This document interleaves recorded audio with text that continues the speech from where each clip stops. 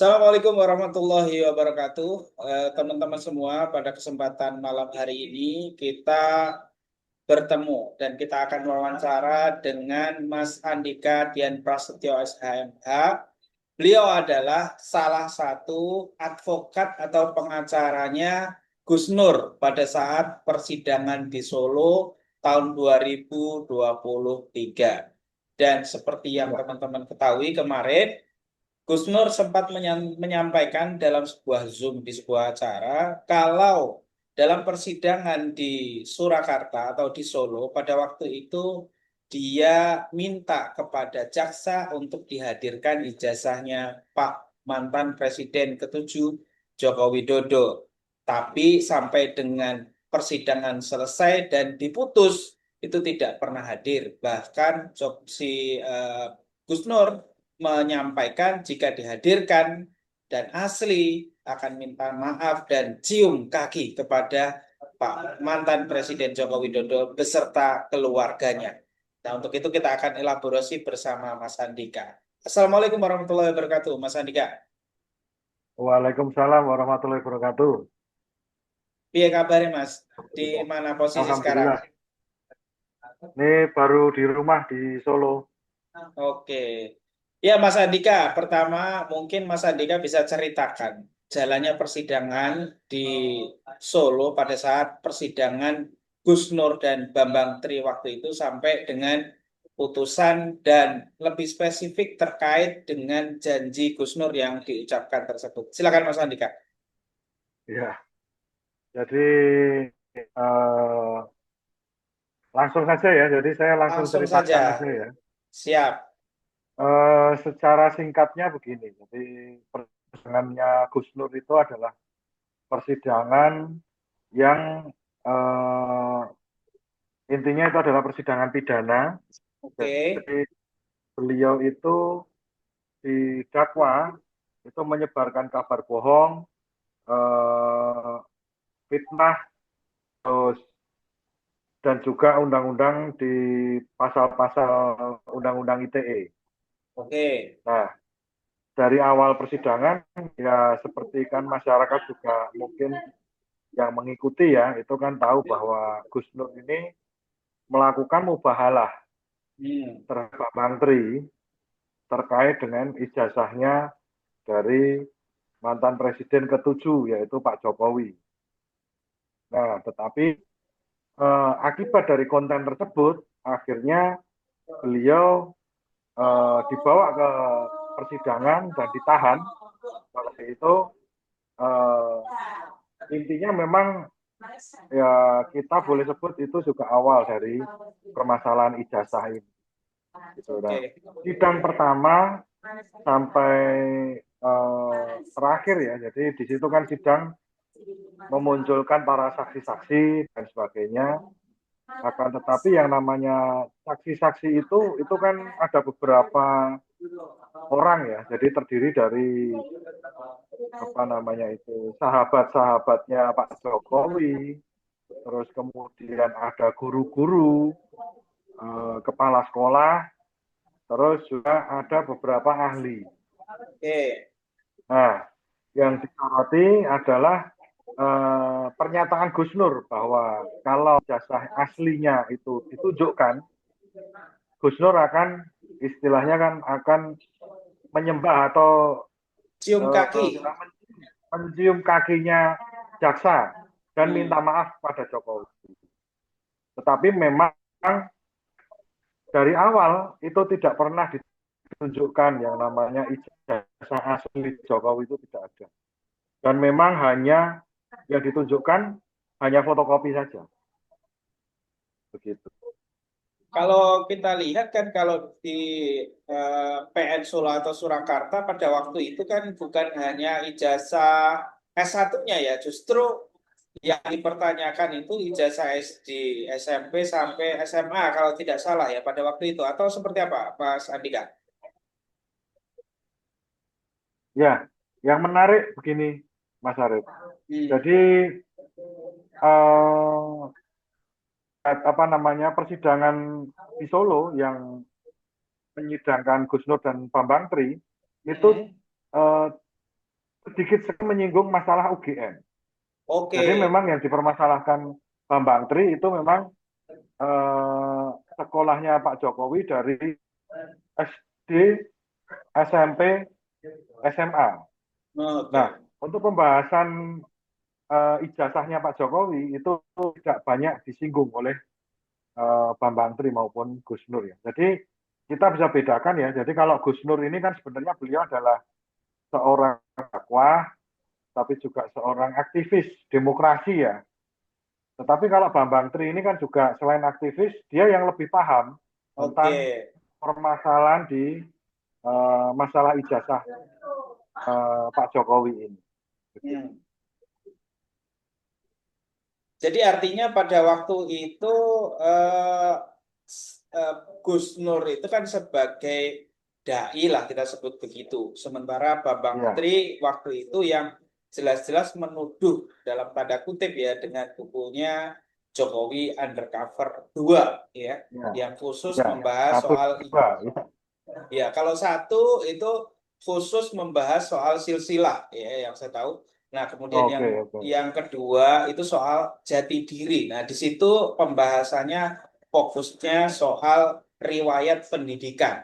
Nah, yang menarik kan dalam persidangan itu kalau kita lihat teman-teman itu kan yang dihadirkan adalah kepala sekolah, baik kemudian teman-teman sekolahnya dan Iya, tidak ada satupun ijazah yang kemudian itu disita dari pihak dalam tanda kutip dalam hal ini adalah Pak Jokowi pada waktu itu atau diminta oleh jaksa dari Pak Jokowi. Justru jaksa yang dihadirkan adalah kepala sekolah, teman-teman sekolah, dan waktu itu kalau kita lihat itu yang justru melaporkan Gus Nur dan Bambang Tri ini bukan Pak Jokowi sendiri, tapi orang-orang yang lain yang itu tidak ada hubungannya sebenarnya secara langsung dengan Pak Jokowi, apakah keluarga, anak atau sebagainya, tapi justru orang-orang yang lain dan itu berdampak pada hukumannya Gus Nur dan Bambang Tri. Nah itu waktu itu dihukum berapa lama Mas Andika Gusnur dan Bambang Tri pada waktu itu? jadi waktu itu setelah melewati proses persidangan yang panjang ya, Hmm, yang tentunya yang kita garis bawahi adalah Pak Jokowi tidak pernah menunjukkan ijazah aslinya, ya.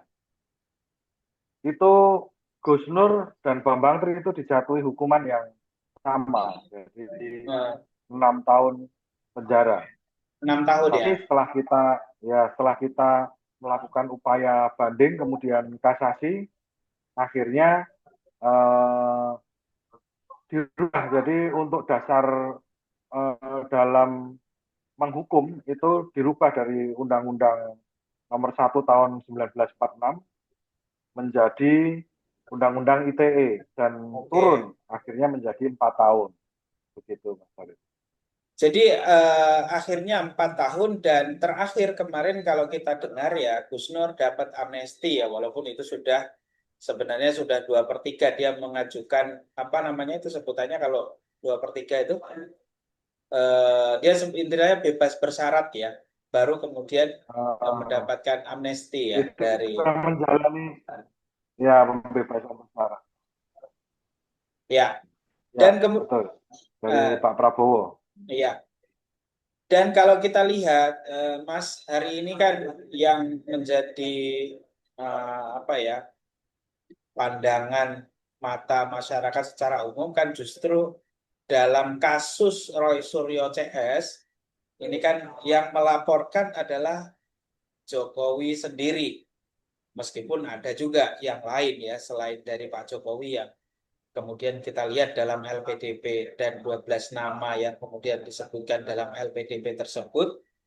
Nah, itu kan eh, kita akan melihat nih kayaknya akan lebih apa namanya mendetail ini tidak seperti yang di Solo karena di Solo kan kita berharap ijazahnya dihadirkan. Nah, kali ini Pak Jokowi sendiri. Nah, kira-kira pandangannya apakah kemungkinan nanti akan sama dengan apa yang terjadi di Solo, atau justru ini akan berbeda karena Pak Jokowi sendiri yang kemudian melaporkan nih sesuai dengan LPDP yang beredar, Mas Andika. Kira-kira seperti apa yang akan terjadi ini dalam kasus yang kedua ini? Ya, kalau menurut analisa saya ya, Hmm. jadi walaupun kami saling berkomunikasi, tetapi kan saya bukan sebagai apa namanya penasihat hukumnya dari Pak Roy Suryo, Dr. Tifa. Tetapi kalau saya penasihat hukumnya Bang Rismon ya. Ya. Nah, kalau menurut analisa saya, ini harus kita bedakan dulu. Jadi Hmm. waktu Gus Nur itu dijatuhi hukuman pidana, itu Pak Hmm. Jokowi kan masih jadi presiden. Oke. Tetapi ketika saat ini, itu beliau sudah tidak lagi menjabat sebagai seorang presiden, hanya sebagai penasihat tentara kan begitu. Ya. Jadi yang harus digarisbawahi itu dulu. Karena apa? Karena di negara kita yang sistem demokrasinya adalah presidensial. Nah, Hmm. ini kan kekuasaan presiden ini kan juga pemisahan ruangnya kan sebenarnya kan abu juga kan begitu. Apalagi dengan pengaruh politik dan lain sebagainya. Ya buktinya kan seorang presiden bisa melakukan apa saja. Kira-kira dalam pengaruh politiknya ya. Hmm. Nah, kalau untuk hari ini apa yang dilaporkan oleh Pak Jokowi, kemudian dilaporkan oleh orang-orang lain, saya melihatnya seharusnya berbeda penanganannya. Hmm. Karena yang pertama kita lihat adalah itu Pak Jokowi tidak perlu susah-susah untuk lapor sendiri ke Bareskrim ataupun ke kepolisian ya. Hmm. Tetapi hari ini kita lihat Pak Jokowi tergopoh-gopoh datang ke Bareskrim untuk melaporkan perkaranya sendiri. Nah ini sudah beda. Yang pertama itu. Yang kedua, penanganan Bareskrim kalau zamannya Gus Nur itu langsung cepat lah. Jadi ketika beliau itu diperiksa, kemudian langsung ditetapkan menjadi tersangka dan langsung pada hari itu juga Ditahan ya. langsung ditahan. Ya. Nah, ketika boleh kita sebut Pak Roy Suryo, Dr. Tifa, Bang Rismon dan lain sebagainya ini yang dikawal oleh Mas Aka, Mas Hmm. Ahmad Kosidin, ini perlakuannya sudah berbeda kita melihatnya. Di sini banyak sekali menyedot perhatian masyarakat, yang pertama itu. Terus yang kedua, pola di baris krim sendiri walaupun agak miring-miring, tetapi sebenarnya juga tidak se ekstrim zaman Gus Nur dan Bambang Tri. Masih mendengarkan, masih pakai gelar perkara khusus, walaupun gelar perkara khususnya pun juga itu menurut kami tidak ada gunanya. Jadi gelar perkara khusus kan waktu kemarin itu kami ngobrol dengan eh, Pak Roy Suryo dan para ahli yang lain itu kan seharusnya ahli dari mereka itu bisa membawakan paling tidak sebuah teori atau sebuah bukti yaitu ijazah aslinya Pak Jokowi. Tapi ternyata di gelar perkara khusus itu hanya bukan seorang ahli yang dihadirkan, tetapi hanya seorang buzzer. Hmm. Jadi dia itu berbicara bukan karena keahliannya, tetapi justru malah menyinggung pribadi dari Bang Rismon, Pak Roy Suryo, bahkan Dr. Tifa. Nah itu kan tidak menunjukkan bahwa beliau itu seorang ahli, tapi memposisikan diri sebagai seorang buzzer kan begitu. Nah Oke. ini sudah berbeda Mas Arif. Jadi penanganannya pun berbeda. Walaupun saya bukan terus mengapresiasi enggak, karena yang seperti yang kita lihat kemarin istimewa sekali. Ada sekitar 20 berapa pertanyaan itu diperiksa dalam hanya 1,5 jam. Nah itu janggal juga. Coba aja dibagi. Dari 1,5 jam itu kan berarti kan sekitar 90 menit ya. 90 dibagi 21 pertanyaan. Satu pertanyaan itu hanya sekitar 4,5 menit. Nah, empat Hmm. setengah menit kan berarti eh, Bapak rumahnya di mana? Rumah saya di jalan ini, jalan ini, jalan ini, Jawa Tengah. Nah, terus langsung berganti topik yang lain. Tanpa ada pendalaman. Ya Hmm. mohon maaf, kami biasanya seorang pengacara kan dalam mendampingi klien dan lain sebagainya. Pertanyaan itu walaupun 21 itu bisa seharian, Mas. Hmm. Bisa memakan waktu 6 jam, bahkan 12 jam. Bahkan kalau masih belum puas juga bisa sampai pagi gitu loh. Nah, ini kan sungguh luar biasa istimewanya. Terus yang perlu kita catat lagi adalah ketika Pak Jokowi kawan-kawannya ya balik lagi Pak Jokowi itu mengandalkan itu saja. Jadi yang di sidang Gus Nur kemarin itu saksi-saksinya itu yang sebagian besar juga yang diundang di Polresta Solo. Nah, Oh, oke, ya, ya, ketika ya. Baris Krim itu Polda Metro Jaya ya, Polda Metro Jaya itu menginginkan Pak Jokowi untuk diambil keterangannya, tetapi cukup dilakukan di Polresta Surakarta. Itu adalah sebuah keistimewaan. Nah, tapi ya seperti itulah, itu pertunjukan yang sedang kita tonton sebagai masyarakat awam begitu. Oke. Itu saksi-saksi yang hadir ya rata-rata orang-orang yang bersaksi di sidangnya Gus Nur dan Bambang itu. Jadi kami sudah hafal. Oke. Jadi yang kemarin kan ada lumayan banyak itu yang dipanggil di Polresta itu Ya, ya. Ya sebagian besar yang iya, hadir di sidangnya Gus Nur dan Bambang Tri waktu itu ya, Mas Andika. iya, iya, iya.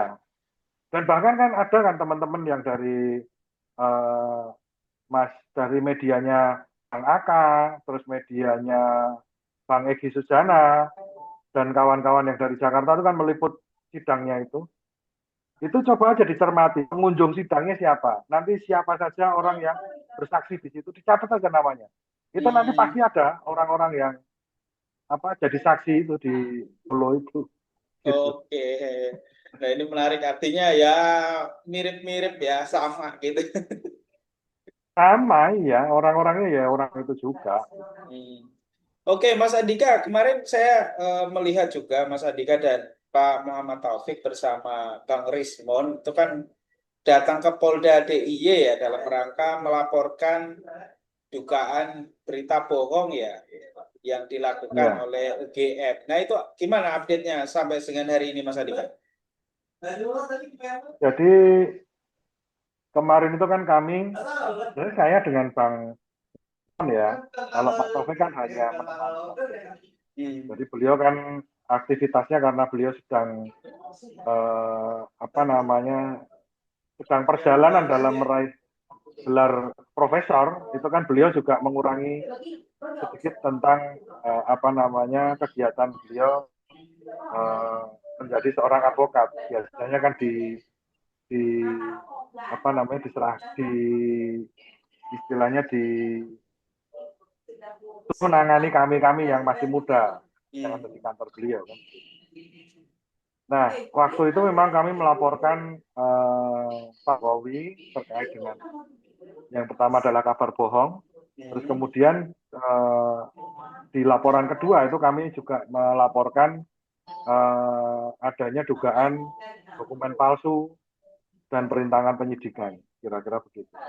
Oke. Nah, untuk update-nya sampai hari ini mungkin sudah 1 bulan lebih ya. Jadi mungkin mau 1 bulan ya. Kami ini belum menerima apa namanya berita lagi dari Polda DIY ya. Jadi Iya. kemarin kan kami melaporkan itu di Dirkrim dan Dirkrim. Jadi ya laporan pertama kami diterima di Dirkrimsus, terus yang kedua ada di Dirkrimum. Nah, sampai hari ini kami belum menerima tindak lanjut dari laporan kami.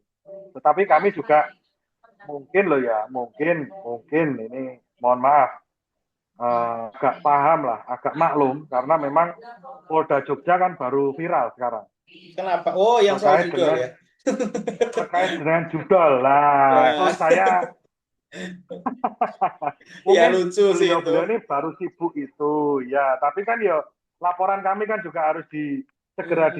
ditindaklanjuti kan Iya, begitu. iya, iya, iya. Baru viral itu. Iya, iya, Pak iya. Profesor Saprodin. Ya, Nah, iya beliau betul. mungkin muncul di televisi sekarang. Aneh ya. Yang lapar Ya, siapa itu? Yang nah, ditangkap siapa? inilah negara kita. Makanya juga dalam gugatan ijazah ini pun sebenarnya kita itu bukan target kami itu sebenarnya bukan apa. Kami tidak pengen jadi apa-apa juga. Kami juga Hmm. tidak didanai oleh siapapun. Tetapi kami sebagai seorang banyak orang praktisi hukum ya, yang melihat hukum di Indonesia ini rusak sedemikian rupa. Maka Hmm. dari itu kan kami ingin itu melihat memberikan contoh sebuah gambaran kepada masyarakat bahwa ini loh hukum di Indonesia itu sudah serusak ini. Hmm. Kira-kira begitu Mas Arief. Oke. Iya, Mas Andika. Artinya sampai dengan hari ini belum ada update setelah kemarin mendapatkan nomor surat dari eh, Polda DIY ya. Mungkin tadi disebutkan tadi Belum, mungkin belum. lagi sibuk menangani judul yang kita belum tahu siapa pelapornya sampai dengan hari ini Iya. ya. Masyarakat Atau yang mana yang terganggu? masyarakat yang mana yang terganggu, siapa yang dirugikan, badannya namanya siapa masih belum jelas itu Nah, sampai dengan belum jelas. sekarang. Oke Mas, berikutnya yang menarik juga adalah soal apa yang pernah diungkapkan oleh Pak Jokowi setelah dulu viral di Solo membuat mobil SMK dan dengan Oh SMK iya. itulah dia naik menjadi Gubernur DKI Jakarta dan sampai kemudian menjadi RI 1. Dan kemarin saya lihat videonya Mas Andika bersama Bang Rismon dan Pak Muhammad Taufik kalau tidak salah ya datang ke Ya, pabriknya langsung nih, bukan kaleng-kaleng nih, ya. langsung pabriknya loh. Nah, gimana sebenarnya kondisinya dan apakah benar itu di situ ada 6.000 unit sudah siap dipasarkan nih, Mas Andika? Silakan. Ya. Jadi kalau kami, saya dan Pak Taufik ya, itu Hmm. kan sering melakukan sepeda santai. Jadi hobinya Pak Taufik dan hobi saya itu kayak bersepeda Mas Arief. Jadi Hmm. kami itu rutenya kan biasanya ke daerah Boyolali, terus kemudian balik dan lain sebagainya itu. Biasanya kami itu biasanya saya lewat SMK gitu. Hmm. Jadi sebelum ada di video itu sebenarnya kami Hmm. sudah sering lewat ke situ. Nah, Hmm. kebetulan waktu itu kan kita kedatangan tamu dari eh, apa namanya dari Siantar yaitu Bang Mon. Nah, beliau ini kan mau ke Bali G, dari Wonosegoro Bali G. kebetulan. Nah, dari Bali G. Gitu. Nah, kebetulan kan, Bang, kita mau ke Wonosegoro nih. Istilah kita istilah Boso Jawa ini kita dereki gitu kan. Hmm. Atau meni kan gitu. Hmm. Sudah, terus di perjalanan itu saya punya ide. Bang, mau lihat pabriknya SMK nggak? Memang Hmm. lewat Bang, lewat. Bisa kita lewatkan. Oke, oke. Wah, semangat sekali beliau. Waktu itu juga sama Bang Michael, Sentana TV. Oh iya, Bang Michael Nah, Sinaga. nah, kemudian kami terus lewat di sana. Terus ya kita lihat-lihat. Dan ya seperti pengamatan kami sebelumnya, itu hanya pabrik saja. Jadi sepenglihatan kami di sana itu tidak banyak. Bahkan kami dari luar ya, itu tidak melihat Hmm. sebuah mobil SMK pun. Oh, Gitu. Jadi kalau oke. kita mendekat ke pabriknya itu ya cuma ada satpam. Dan Tapi itu kan nama pabriknya apa, Mas? ya PT SMK itu. PT PT SMK ya. SMK. Iya. Oke. Dan juga Kegiatan, ini gini, ada kegiatan-kegiatan nggak di dalam kira-kira? ya Kegiatan paling fokus. cuma satpam aja. Gitu. Oke. Jadi SMK ini kan juga sebuah PT yang mungkin juga direktur-direktur dari perusahaan-perusahaan besar di Indonesia ya, itu kan harus mencontoh pabrik atau tata kelola dari SMK ini. Karena begini Mas Arief, Gimana, gimana, Mas? SMK itu SMK itu tidak pernah laku, jarang lakunya, gitu, barangnya jarang laku. Tetapi dalam situasi krisis atau apapun tidak pernah adanya PHK. Lah itu pabrik SMK. Wah, luar biasa ya. Cerita kalah itu. Cerita kalah itu. Pabrik besar-besar itu kalah semua sama SMK. Nah, di forum Allah. ini sekalian Mas, jadi saya pengen juga menyampaikan, kan juga Hmm. baru rame masalah gugatan SMK yang Nah, iya betul. yang di Solo kan. Itu kan yang jadi gini, biar masyarakat juga paham. Si penggugat atau si prinsipal Mm-mm. itu adalah anaknya dari Bunyamin, Ya, anaknya Bunyamin. ketuanya MAKI, Masyarakat Anti Korupsi, Ya, yang juga adalah adiknya Almas Sake Biru, yang dulu gugat di Mahkamah yang Konstitusi. dulu gugat Mahkamah Konstitusi dan Ya. dikabulkan, yang akhirnya meloloskan Gibran menjadi wakil presiden. Hmm. Itu harus dipahami dulu siapa yang gugat. Hmm. Nah, kan banyak masyarakat yang tahu, dikiranya itu grup saya, grup kami kan begitu. Padahal kita enggak. Jadi itu Oke. sebenarnya begini Mas Arief. Piye, Kami ini piye. kan sama Pak Taufik itu kan biasa brainstorming ya. Jadi obrolan santai gitu terus kita wujudkan kan begitu. Hmm. Bagaimana kalau gini? Bagaimana kalau gini ya? Waktu itu saya ngobrol sama Pak Taufik itu, bagaimana kalau kita gugat ijazahnya Jokowi lagi? Ya. Oke. Nah, kalau gitu sekalian aja SMK-nya, Pak. Oke. Nah, akhirnya dari dua itu kita obrolkan dan lain sebagainya. Mungkin juga ya kita ada sedikit apa ya istilahnya share di grup. Nah, terus malah didahului itu dengan gugatan SMK itu sama rombongannya si anu apa namanya si Anaknya Agus Bunyamin. Muhammad. Nah, kemudian eh, itu pun juga berjalan hampir berbarengan. Jadi gugatan kami tentang ijazah, terus gugatan mereka tentang SK. Yang lucunya lagi adalah ketika seorang penggugat ini mempertanyakan masalah SMK, ya toh, Hmm. itu yang pertama adalah si penggugat ini saat ini baru usianya 19 tahun. Hmm.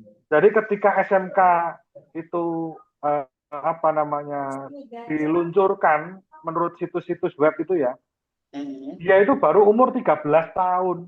Nah Hmm. lucu tuh. Lah umur 13 tahun beli mobil. Ya kalau punya duit enggak masalah. Tapi secara hukum, SIM-nya juga belum seorang yang dapat beli dong. mobil, ya harusnya kan punya SIM kan Iya. begitu. Ya kan? Logikanya, logika hukumnya kan begitu kan. Hmm. Ini belum cukup umur, tapi katanya sudah mau beli. Padahal dia untuk mau beli aja, itu saya kira juga susah untuk pembuktiannya. Hmm. Kan begitu. Tetapi kemudian kemarin itu terjadi sebuah dagelan Apa dalam itu? hukum. Si penggugat itu Hmm. malah bawa mobil MK.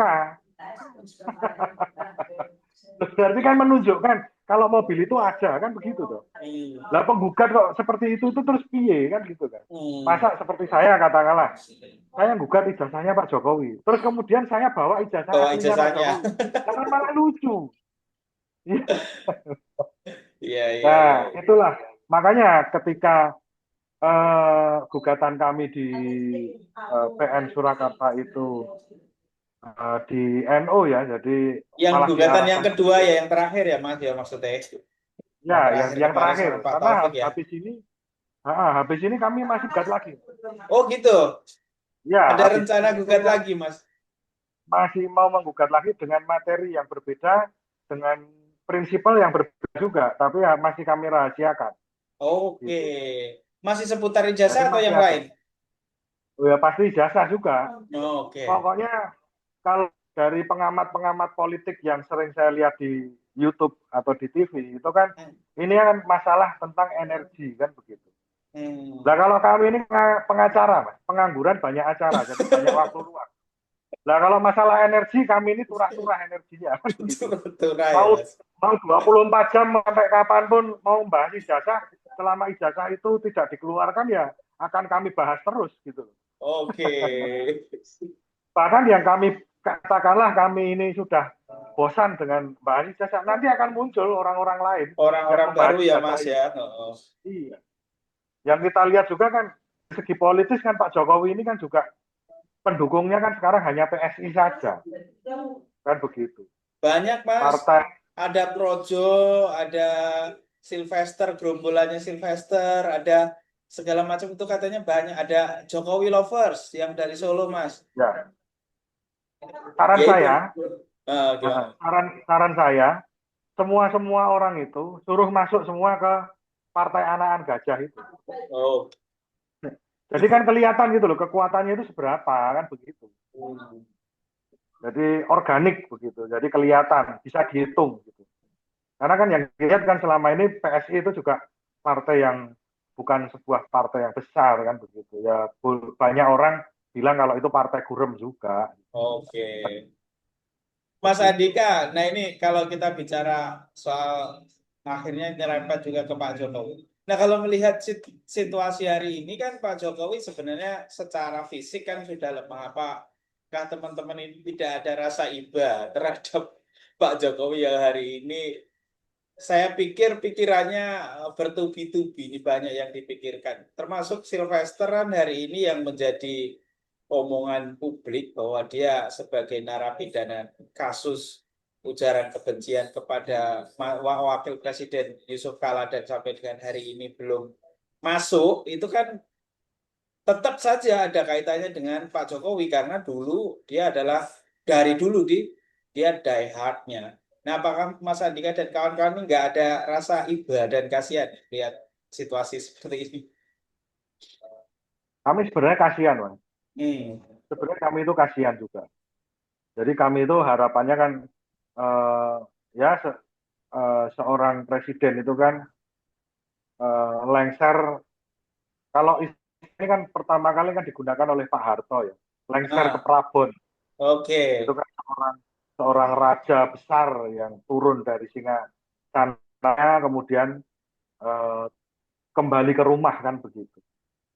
Tetapi yang di sini yang demi kemajuan bangsa ini, Hmm. Indonesia ini sudah terlalu banyak politikus pembohong. Oke. Sudah terlalu banyak pejabat yang hanya bermodal mulut manis saja tanpa ada kemampuan dan eh, mental atau hati yang berpihak kepada rakyat. Maka dari itu sebenarnya begini Mas, kalau kaitannya dengan gugatan dan lain sebagainya ini, saya jawab satu-satu ya. Hmm. Kalau untuk ijazah ini sebenarnya harapan kami itu Pak Jokowi cukup menunjukkan ijazah aslinya saja. Nah, ketika ijazah aslinya itu sesuai dengan apa yang menjadi ciri-ciri atau sebuah ijazah yang asli dengan apa namanya perolehannya juga bisa di eh, apa namanya pertanggungjawabkan, itu sebenarnya tidak ada masalah. Tetapi apabila ijazahnya Pak Jokowi ini katakanlah katakanlah ya ini seandainya palsu begitu. Hmm. Itu pun kami juga tidak akan begini begitu enggak. Cuman kami menuntut Pak Jokowi untuk meminta maaf kepada masyarakat. Sudah itu saja. Lah perkara nanti mau istilahnya mau di apa namanya ditindak oleh hukum atau diampuni atau bagaimana itu kan terserah dari penegak hukum dan Hmm. eh, apa namanya memangku kesahan kan begitu ya. Jadi kalau seandainya oh ini dikenakan pasal ini dan lain sebagainya, tetapi diampuni oleh kita yang sekarang Pak Prabowo ya monggo saja. Oke. Yang penting bagi kami adalah kejujuran. Karena Oke. saat ini jadi kita itu tidak kurang orang pintar Mas Arif. Jadi di sekitar yang belajar coding, anak-anak yang pemikirannya itu cerdas dan lain sebagainya, walaupun di bawah mungkin di kekurangan dan lain sebagainya itu banyak gitu. Tetapi lihat saja siapa orang-orang yang menduduki jabatan Hmm. komisaris seperti contohnya Bang Napi itu, Bang Napi Mengerti ya, sama Bang? Bang Napi sama satu kawannya itu si Adi Armando. Ade Armando. Nah, mohon maaf, coba dipikir sekali lagi, gitu loh. Kita masyarakat biasa ketika mau daftar jadi pegawai di Hmm. CPNS itu harus melengkapi satu syarat yang namanya SKCK. SKCK, iya. Nah, SKCK itu bukti bahwa kita tidak terlibat dalam tindak pidana atau Hmm. kita bukan seorang terpidana atau tersangka dan lain sebagainya. Maka dikeluarkan RTK itu. Itu bagi masyarakat yang pengen mendaftar menjadi karyawan ya. Maksudnya karyawan itu kan kita mulai dari yang pangkat dulu lah. Kan begitu. Hmm. Tetapi ketika seorang komisaris digaji ratusan juta per bulan, bayang, kita nggak usah ngomong masalah kapasitas dulu ya, Hmm. tetapi dari segi etika, dari segi moral, Mas Bang Napi jadi komisaris kan lucu, Hmm. ya kan? Seorang narapidana, seorang tersangka jadi komisaris, bayangkan dengan gaji ratusan juta. Yang gaji siapa? Ya kita kita sendiri ini, gitu loh. Masa iya masyarakat mau seperti ini? Nah ini kan sebuah ironi ya, sebuah apa ya istilahnya ini kan yang tadi saya sebutkan bahwa Indonesia ini kekurangan orang pintar, tetapi kita itu kekurangan orang jujur. Oke. Maka dari itu yang tadi saya sampaikan juga Mas Arief bahwa gugatan ini bukan karena kami itu pengen tenar, bukan karena kami itu pengen dapat investor atau nanti bisa nyalek jadi anggota DPRD, itu bukan seperti itu.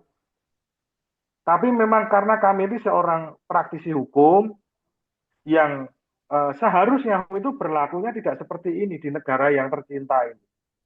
Oke. Gitu loh. Makanya sebuah kejujuran itu wajib ada di dalam mentalitas seorang pejabat, pejabat apapun ya, termasuk komisaris. Gitu. Masa iya seorang narapidana jadi komisaris? Itu lucu.